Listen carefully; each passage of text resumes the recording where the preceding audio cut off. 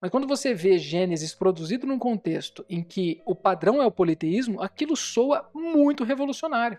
Então, é um texto que naquela época está dizendo o seguinte, ó, o sol não é Deus, a lua não é Deus, as estrelas não são divindades, os animais não devem ser adorados, nada deve ser feito à imagem da divindade, porque o homem que foi feito à imagem e semelhança de Deus é extremamente rico, e acho que a inspiração do texto está justamente nisso. Bom, indo direto para a questão, eu tive recentemente a impressão, lendo, na verdade, um trecho do livro de Deuteronômio, e nós vamos ler juntos aqui, que na verdade Gênesis 1 está falando sobre a criação do mundo, está falando ali, criando uma espécie de narrativa muito poética sobre a criação, mas a grande questão ali não é exatamente como Deus criou o mundo, isso é uma coisa, na verdade, muito misteriosa. E me parece óbvio, na verdade, embora muitos não percebam isso, me parece óbvio que a criação do mundo é ainda um mistério, né? E que não está tudo expresso em Gênesis 1. Gênesis 1 toca nesse assunto e aborda esse assunto, mas não é simplesmente o ponto final. A grande questão ali é que os elementos que Deus criou, e daqui a pouco a gente vai falar sobre alguns deles, inclusive com base nos termos hebraicos originais, aqueles elementos que foram criados por Deus, muitos deles eram tidos na antiguidade, na época em que o livro de Gênesis foi produzido, eram tidos como divindades. Então é muito importante você perceber que Gênesis foi produzido num momento da história em que o monoteísmo, né, a crença em um único Deus, não era o padrão. Pelo contrário, era a exceção da exceção. Era só o povo de Israel que tinha essa concepção, né? E somente com o cristianismo que essa crença num único Deus se tornou popular, se tornou mundial, vamos colocar assim. Então, assim, quando você vê ali Gênesis 1, na verdade você tem que entender que aqueles elementos que foram criados na antiguidade eram considerados como divindades, como, por exemplo, o sol, a lua, os animais, os répteis, né, como fala ali em Gênesis 1. Então, ali me parece muito claramente que a narrativa de Gênesis 1 está falando do seguinte assunto: você não deve adorar a criatura, mas sim o único Criador, e que há um único Criador que criou todas as coisas. E que todos esses elementos que são considerados divindades pelas culturas do mundo, pelas culturas da antiguidade, são, na verdade, criações de um único Deus, e somente esse Deus que deve ser adorado e deve ser reconhecido como o Senhor de tudo.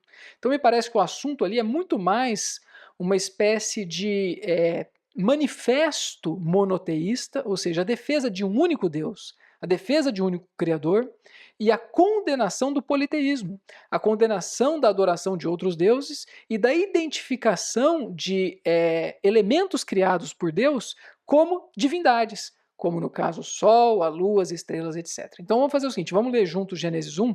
Eu selecionei aqui alguns versículos, não vou ler todos, mas e colocando em destaque justamente os termos que me parecem centrais, e depois a gente vai ler junto o trecho que eu li, que é Deuteronômio 4, em que esses termos são repetidos. E foi justamente nessa leitura que eu percebi que, na verdade, o que está sendo tratado ali não é só a criação do mundo, mas está sendo tratada ali a questão da idolatria, da adoração da criatura no lugar do Criador, e que a criação do mundo é abordada simplesmente como um pretexto para falar sobre isso.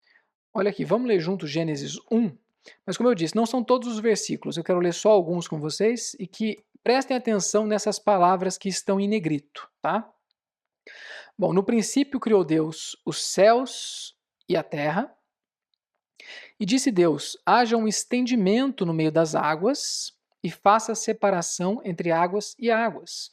E fez Deus as duas luminárias grandes, a luminária grande para ter domínio no dia, e a luminária pequena para ter domínio na noite, e as estrelas. E disse Deus: produzam as águas abundantemente réptil de alma vivente, e voem as aves sobre a terra. E disse Deus: produza a terra alma vivente segundo sua espécie, reses e répteis e bestas feras da terra, segundo sua espécie. E foi assim. E disse Deus: façamos o homem à nossa imagem, conforme a nossa semelhança, e tenham domínio sobre os peixes do mar, e sobre as aves dos céus, e sobre os animais, e sobre toda a terra, e sobre todo réptil. E criou Deus ao homem, à sua imagem, a imagem de Deus o criou, macho e fêmea os criou. Assim foram acabados os céus e a terra e todo o seu exército. Olha, agora eu quero que você leia comigo Deuteronômio capítulo 4, a partir do verso 15, e quero que você perceba o seguinte: aqui o texto não está falando sobre a criação do mundo. Pelo contrário, ele está falando sobre a condenação da idolatria, da adoração de elementos criados por Deus como se fossem divindades. Mas é curioso que os termos empregados em Deuteronômio 4, inclusive no próprio idioma hebraico original, são, na verdade, os mesmos termos empregados em Gênesis 1. Alguns, na verdade, não são exatamente iguais, mas são correspondentes. Então a gente vai ver os dois casos. Então, olha só, leiam comigo ali Deuteronômio 4. Ó. Guardai, pois, com diligência vossas almas, pois não vistes semelhança nenhuma no dia em que o Senhor vosso Deus falou convosco em Horebe, do meio do fogo. Que não vos corrompais e façais para vós escultura alguma, semelhança de imagem alguma, figura de macho ou de fêmea, figura de animal algum que está na terra, figura de ave alguma de asas que voa pelos céus, figura de coisa alguma que rasteja sobre a terra, figura de peixe algum que está nas águas debaixo da terra. Que não levantes teus olhos aos céus e vejas ao sol e à lua e às estrelas, todo o exército dos céus, e te deixes levar a que te inclines perante eles e sirvas a eles, os quais o Senhor teu Deus repartiu a todos os povos debaixo de todos os céus. Olha, agora presta atenção comigo aqui nos termos empregados tanto em Gênesis 1 como em Deuteronômio 4. Na verdade, essa coincidência de termos, ela mostra que há ali uma intertextualidade, ou seja, há um diálogo entre esses dois textos. E não me parece uma questão de uma mera coincidência. Me parece, na verdade, que o autor de Deuteronômio, que provavelmente é o mesmo autor de Gênesis, né, que a tradição reconhece como Moisés, embora isso seja uma questão controversa, mas nem quero entrar nisso agora, mas que ele está falando dos mesmos termos para tratar de idolatria. Ou seja, aquilo que em Gênesis 1 aparece como criação de Deus, em Gênesis 4 aparece como ídolos dos povos e que o povo de Israel não deveria adorá-los como faziam os povos. Então, por exemplo, nós temos aqui o termo céu ou céus, o termo hebraico é shamaim. Shamaim, na verdade é um termo que no hebraico aparece em plural, e não existe singular para céu em hebraico, por isso que esse termo shamaim pode ser traduzido como céus ou céu. Algumas traduções optam por céus, eu acho até mais elegante. No princípio criou Deus os céus e a terra, mas poderia ser céu também. Aparece também terra, eretz. Aparece água ou águas, que é semelhante à questão dos céus, também é plural, na verdade no caso é dual, mas não seria singular. Ma'im, estrela, aparece também nos dois casos. Kohav. Esse termo kanaf, para asas, na verdade assim, ele é um termo usado para designar aves, mas literalmente tem mais a ver com extremidades ou asas. Então, por isso que ali seriam animais alados, né? O termo é kanaf, aparece nos dois casos. Esse termo hebraico beema, ele é muitas vezes traduzido por reses, ou res, como no caso dessa tradução que nós usamos, que é a tradução antiga de João Ferreira de Almeida, mas também por besta, gado, quadrúpede, são animais domesticados e geralmente usados para carga ou para alimentação. Então é um termo muito próprio do hebraico. Por isso que isso mostra, mais uma vez, que os termos que estão sendo usados ali, tanto em Gênesis 1 como em Deuteronômio 4, são termos muito específicos, né? Não são termos genéricos. Aqui, esse hebraico remes, que significa, na verdade, rastejar, e aparece nos dois casos, é da onde vem o português réptil, né? Então, por isso que às vezes a tradução traz como réptil, às vezes como animal que se move rastejando, é a mesma ideia. Dagá, peixe. Criou macho e fêmea, nos dois casos aparece, nas duas passagens selecionadas, Gênesis 1 e Deuteronômio 4, aparece também a ideia de macho e fêmea, Zahar, e Nekebá. Nekevá, no caso aqui a letra Bet tem o som de V, né? Nekevá.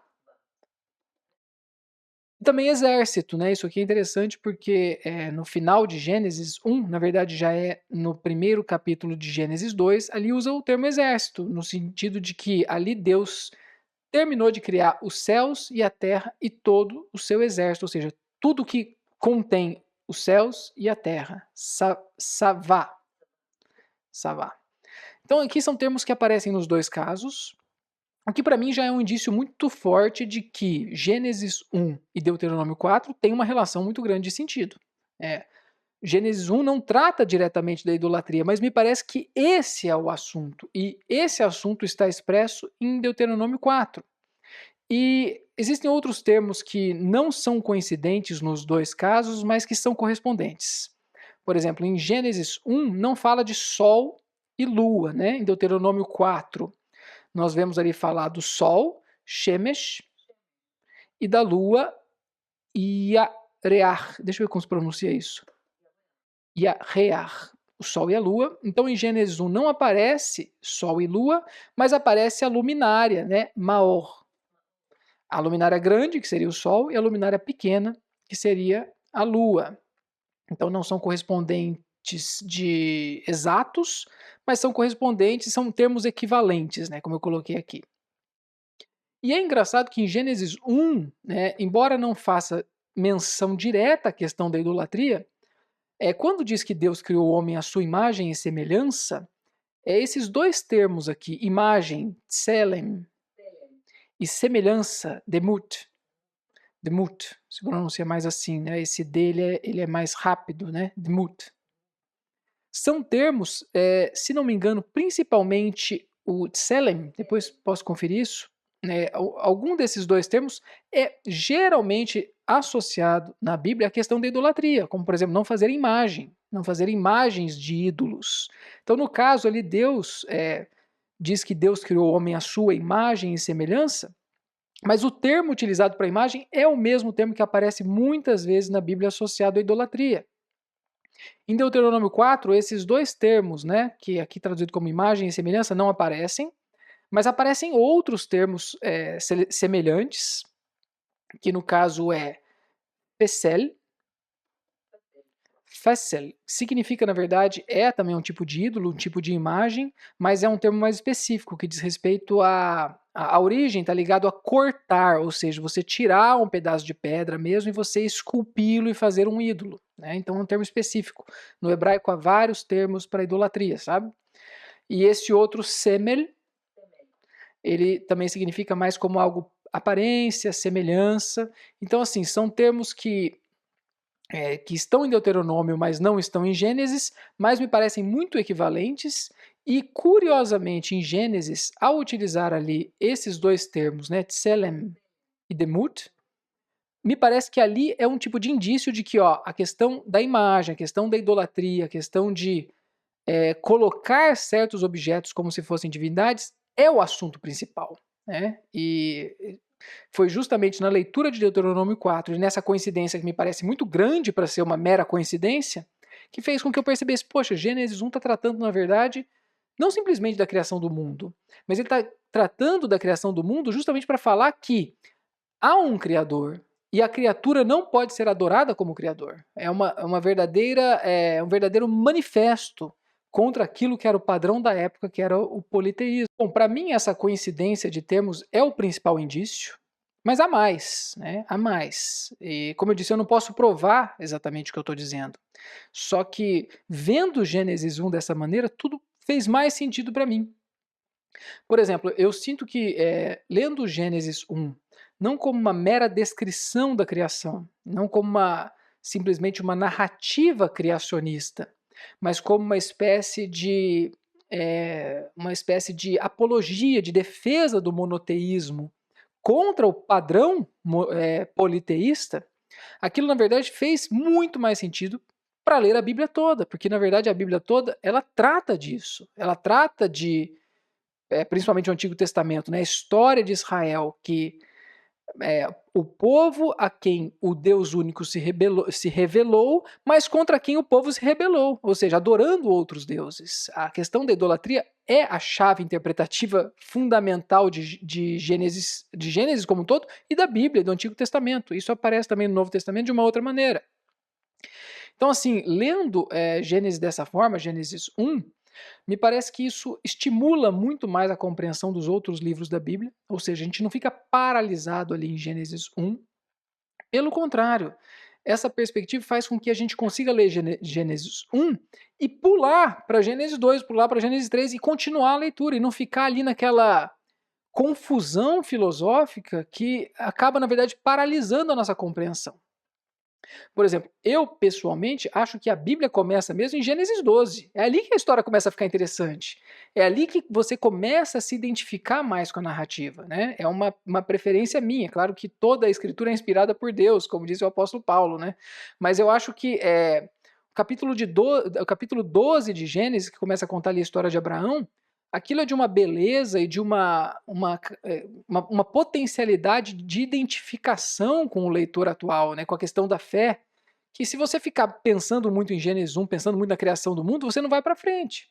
Aqui, na verdade, você tem que pensar como uma narrativa sobre a criação e como uma condenação da idolatria, como uma afirmação da unicidade de Deus e bola para frente. Nós precisamos ler os outros capítulos porque a Bíblia é riquíssima. Se você ficar ali em Gênesis 1 paralisado, isso vai impedir você de encontrar outras riquezas.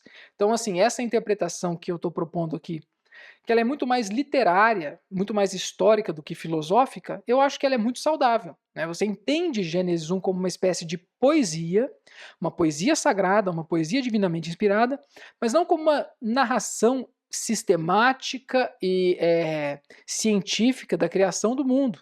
Aquilo é uma poesia contra a idolatria.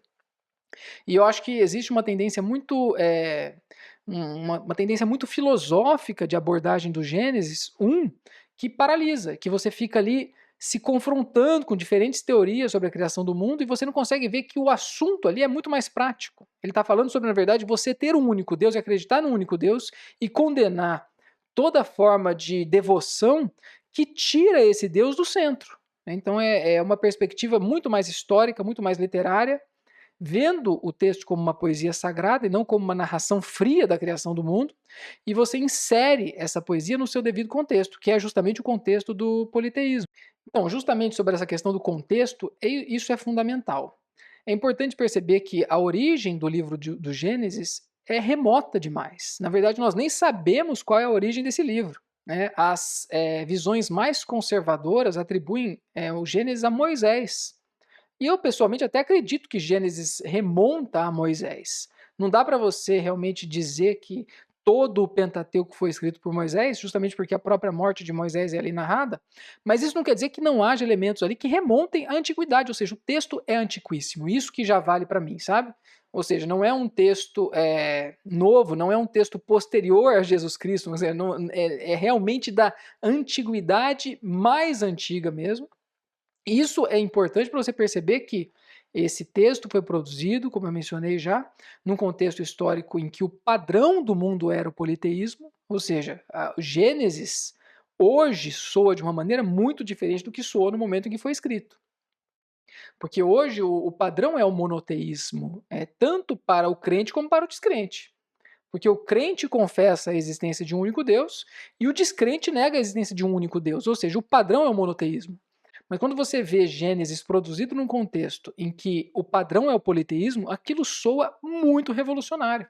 Então, é um texto que naquela época está dizendo o seguinte, ó, o sol não é Deus, a lua não é Deus, as estrelas não são divindades, os animais não devem ser adorados, nada deve ser feito à imagem da divindade, porque o homem que foi feito à imagem e semelhança de Deus é extremamente rico, e acho que a inspiração do texto está justamente nisso, no fato de que apresenta algo extremamente inusitado para sua época e que, sendo tão impressionante, se tornou um padrão para o mundo, né? Para o mundo, não só o mundo judaico-cristão, mas para o mundo de um modo geral. O monoteísmo realmente conquistou o mundo como crença, mas também como padrão para negação. O ateísmo ele se levanta contra o monoteísmo e não contra o politeísmo, que é uma coisa que realmente ficou para trás.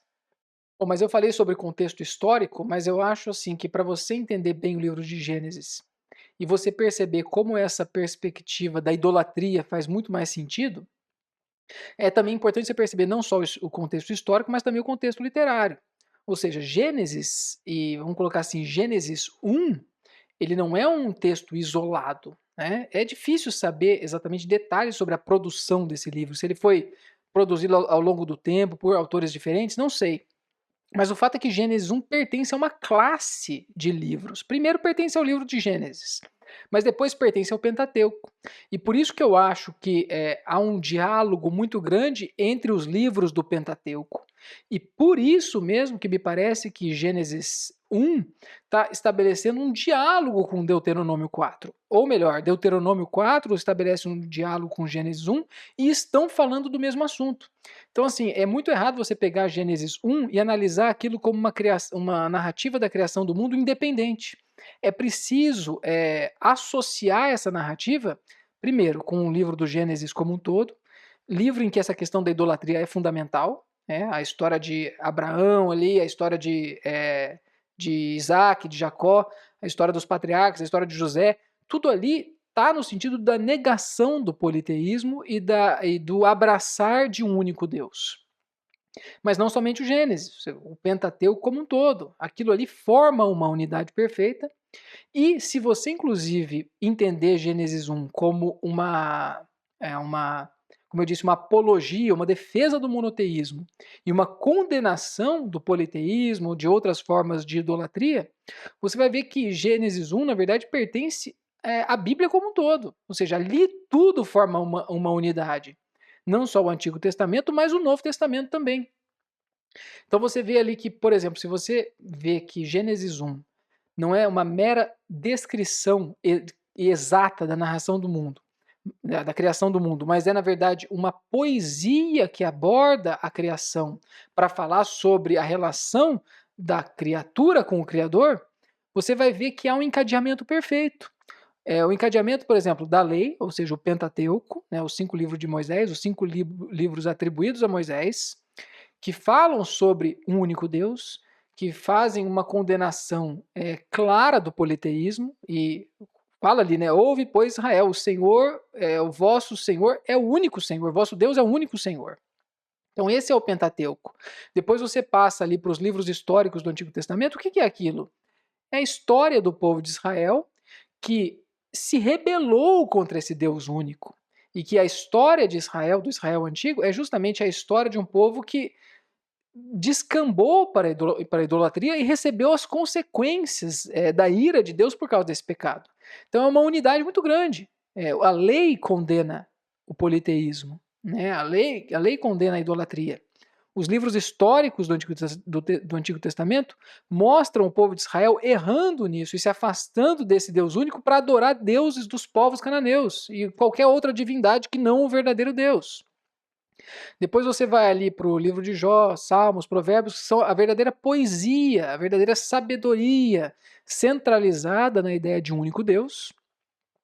E depois ali os profetas, tanto os 4 profetas maiores como os 12 profetas menores, que condenam Israel, que alertam Israel, que admoestam Israel para voltar para o verdadeiro Deus, sempre condenando o pecado da idolatria. Né?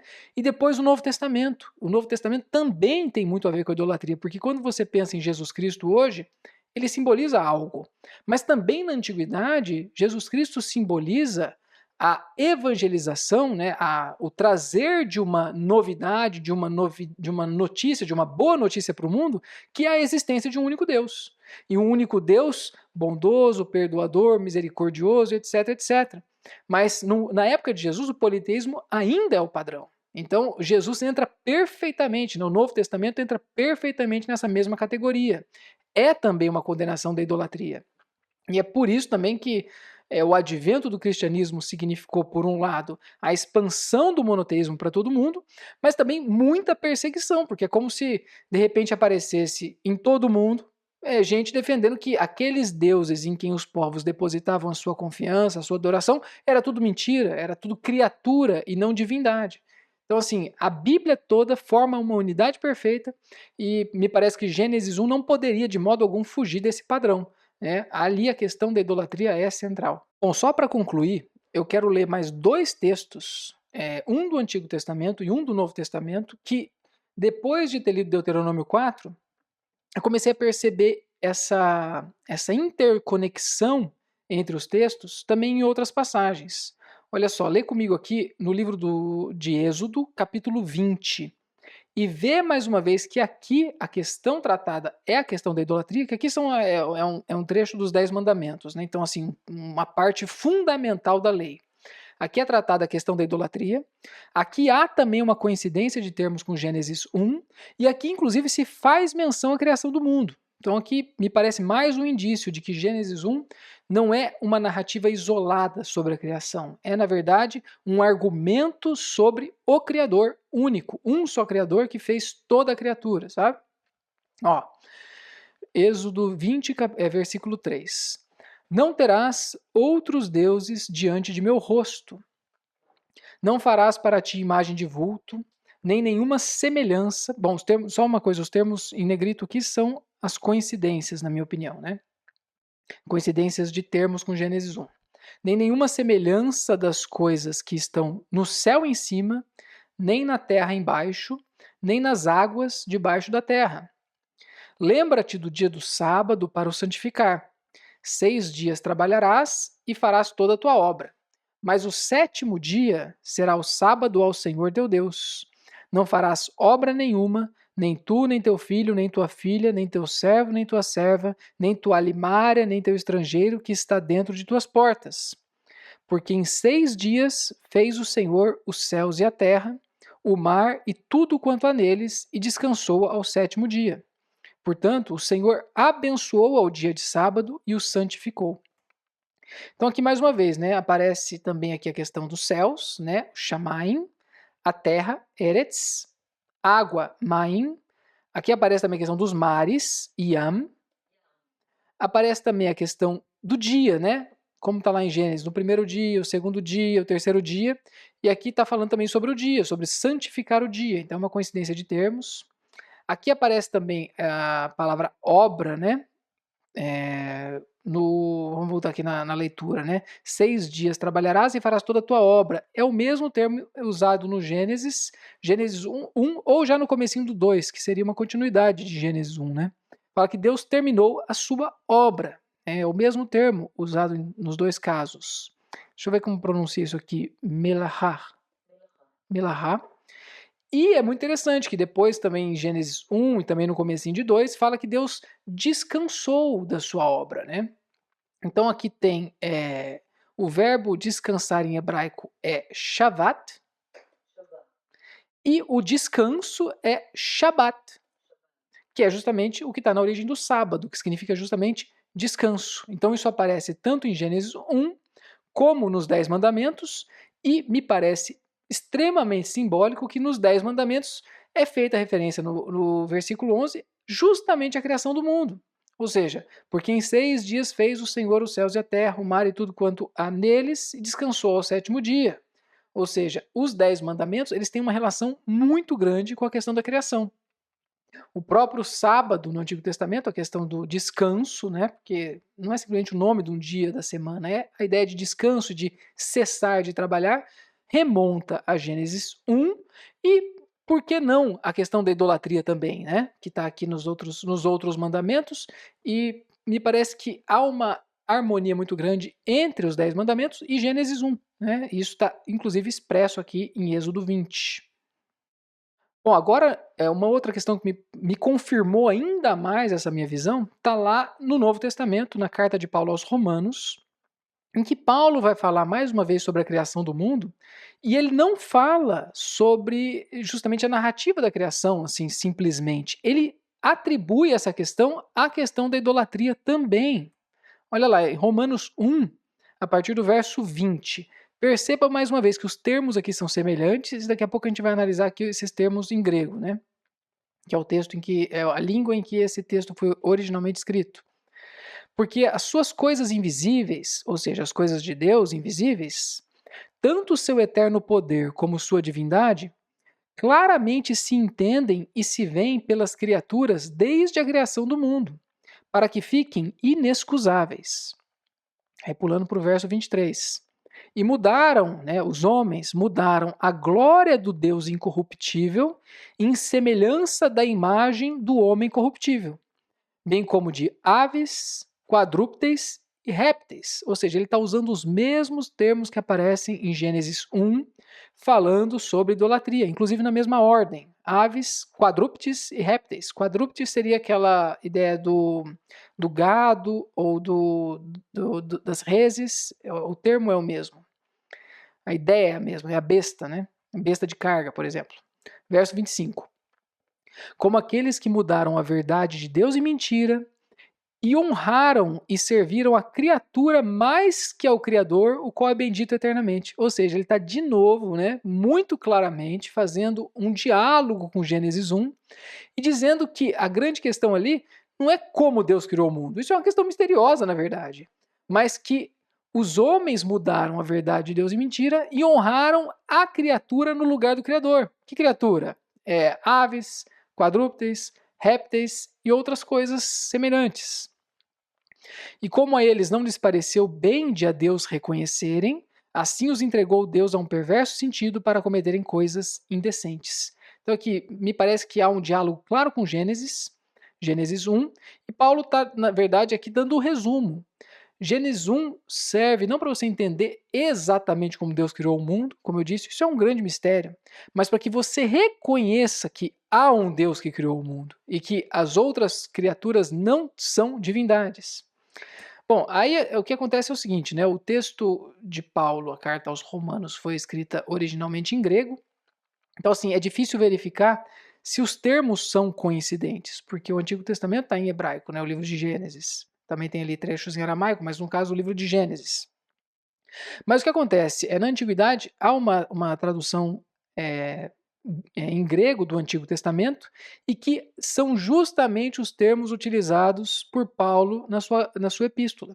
Então, aquilo que está em hebraico em Gênesis 1 como aves, né, kanaf, aparece tanto em Gênesis 1 em grego como em Romanos como peteinon, que são aves.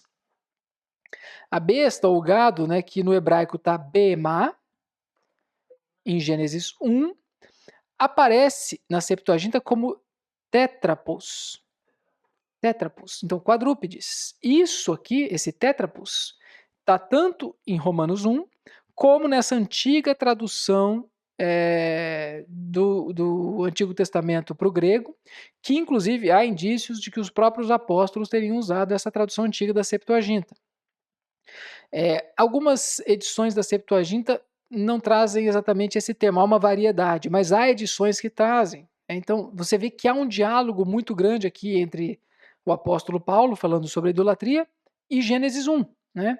E também a questão do réptil, né? Que, como eu mencionei no hebraico, está aqui como Hamas, que é rastejar, e no texto grego a mesma coisa. O verbo aqui na verdade, eu não sei se é um verbo ou um substantivo, mas de qualquer modo ele está relacionado a um verbo que significa rastejar, réptil, são termos correspondentes. Erpeton. Erpeton.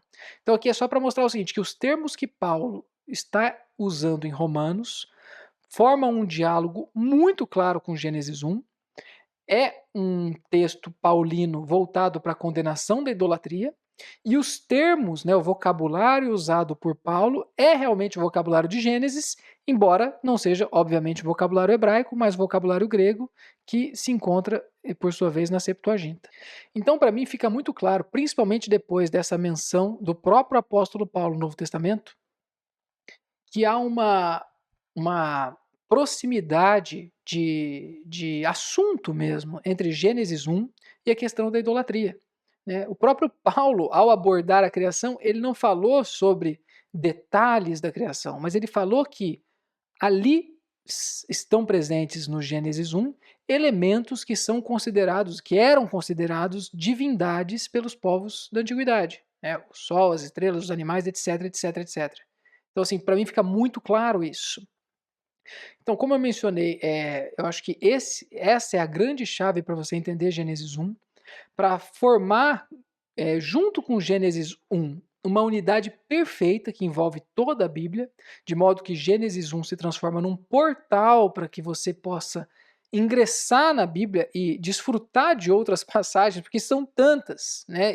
Para falar bem a verdade, eu nem gosto de falar sobre Gênesis 1, porque tem tanta gente falando sobre isso e tanta gente fica paralisada em Gênesis 1, e o que me agrada mesmo é aprofundar na Bíblia, conhecer outras passagens, conhecer toda a riqueza por trás e não ficar paralisado ali. Então essa perspectiva serve muito para isso. Se você analisar que ali o assunto central é a idolatria. É claro que Gênesis 1 tem muita coisa escondida ali. Eu não posso dizer que eu entendo perfeitamente aquilo, né? Talvez haja grandes segredos e grandes mistérios relacionados à origem do mundo ali em Gênesis 1. Porque eu acredito na inspiração divina das Escrituras. Eu acho que ali existe uma riqueza muito grande. Mas vejo que essa forma de entender me ajudou muito para que Gênesis 1 não se transforme num obstáculo para que eu avance no conhecimento da Bíblia como um todo. Mais um detalhe importante sobre Gênesis 1 é que ali é uma narrativa em terceira pessoa, ou seja, o narrador está dizendo que Deus criou, no princípio criou Deus os céus e a terra, Deus fez isso, Deus fez aquilo, ou seja, aquilo lá não é um texto em primeira pessoa, não é Deus falando eu fiz isso, eu fiz aquilo. Por que isso é importante saber? Porque muita gente cobra de Gênesis 1 a onisciência. Ah, bom, se Deus tivesse inspirado Gênesis 1, teria que estar, sei lá, falando sobre dinossauros, e o pessoal delira um pouco. Gênesis 1, para mim, pessoalmente, não caracteriza um texto onisciente. Ali é um texto humano inspirado por Deus, ou seja, é uma consciência humana que para nós cristãos, também para os judeus, é um texto inspirado por Deus, mas que ali não está tudo. Ali não está a onisciência divina, não é Deus contando pormenores sobre aquilo que ele fez. Ali me parece, como eu disse, um texto muito mais poético, um texto que tem o seu caráter humano e de consciência humana, tratando da questão da idolatria, tratando da questão da criação do mundo e fazendo uma ligação entre isso e a idolatria. E é óbvio que a criação do mundo, como eu disse, é uma questão muito misteriosa e que nós não sabemos detalhes e que o livro do Gênesis toca nesse assunto, mas que obviamente não esgota o assunto e que a onisciência divina tem muito mais para revelar e para explicar para mentes sedentas de saber a verdade sobre a criação do mundo. Bom, agora só para concluir, alguém poderia perguntar para mim, bom, mas se Gênesis 1 fala sobre a idolatria, sobre a condenação do politeísmo, isso na verdade não faz muito sentido, porque assim o texto perdeu completamente a sua atualidade.